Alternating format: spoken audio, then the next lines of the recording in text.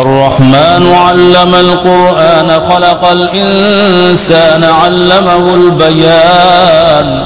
الشمس والقمر بحسبان والنجم والشجر يسجدان والسماء رفعها ووضع الميزان ألا تطغوا في الميزان وأقيموا الوزن بالقسط ولا تخسروا الميزان والأرض وضعها للأنام فيها فاكهة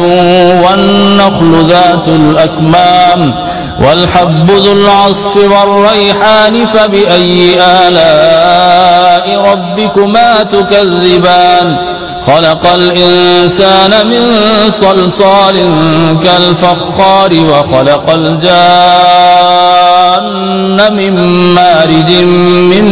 نار فبأي آلاء ربكما تكذبان رب المشرقين ورب المغربين فبأي آلاء ربكما تكذبان مرج البحرين يلتقيان بينهما برزخ لا يبغيان فبأي آلاء ربكما تكذبان يخرج منهما اللؤلؤ والمرجان فبأي آلاء ربكما تكذبان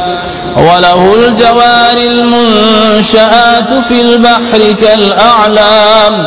فبأي آلاء ربكما تكذبان كل من عليها فان ويبقي وجه ربك ذو الجلال والإكرام فبأي آلاء ربكما تكذبان يسأله من في السماوات والأرض كل يوم هو في شأن فبأي آلاء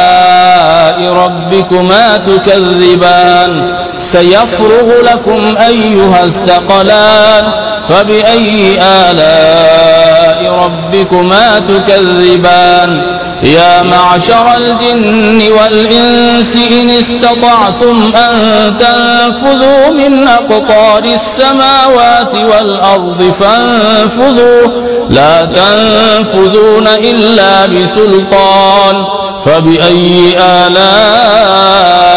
ربكما تكذبان يرسل عليكما شواظ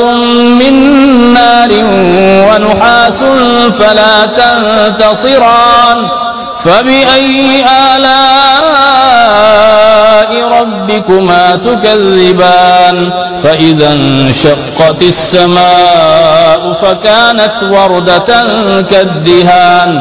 فبأي آلاء ربكما تكذبان فيومئذ لا يسأل عن ذنبه إنس ولا جان فبأي آلاء ربكما تكذبان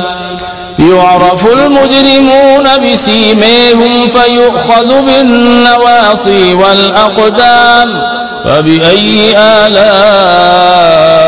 ربكما تكذبان هذه جهنم التي يكذب بها المجرمون يطوفون بينها وبين حميم آن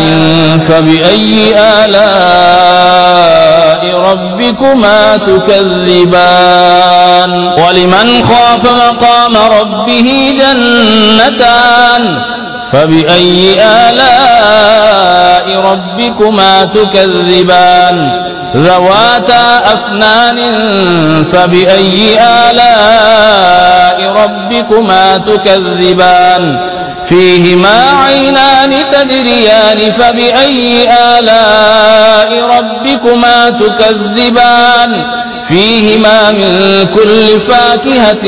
زوجان فبأي آلاء ربكما تكذبان